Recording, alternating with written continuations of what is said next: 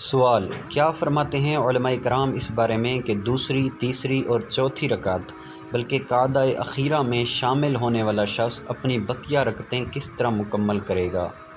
جواب: جماعت میں شریک مقتدی جس کی کچھ رکعتیں نکل گئی ہوں مسبوق کہلاتا ہے۔ امام کے سلام پھیرنے کے بعد فوت شدہ رکعتوں کی ادائیگی کا طریقہ درج ذیل ہے۔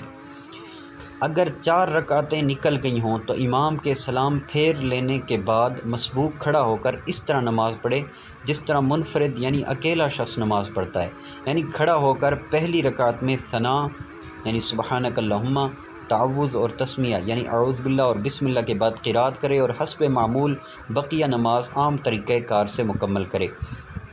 اگر اس کی 3 رکعتیں چھوٹی ہوں تو امام کے سلام پھیرنے کے بعد کھڑا ہو کر پہلی رکعت کی طرح 1 رکعت ادا کرے، اس میں قعدہ بھی کرے، یعنی پہلی رکعت کی طرح سے مراد کہ اس میں سبحانک اللہم، اعوذ باللہ، بسم اللہ، سورہ فاتحہ اور سورت پڑھے،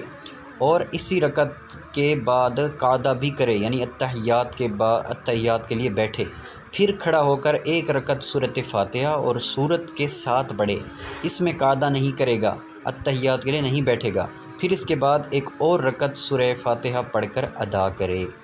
اور اگر 2 رکعتیں نکلی ہوں تو امام کے سلام پھیرنے کے بعد کھڑا ہو کر 2 رکعتیں سورہ فاتحہ اور سورت کے ساتھ پڑھے، جس کی پہلی رکعت میں ثنا، تعوذ اور تسمیہ بھی پڑھے گا۔ اگر مغرب کی نماز میں 2 رکعتیں رہ گئی ہوں تو اپنی 1 رکعت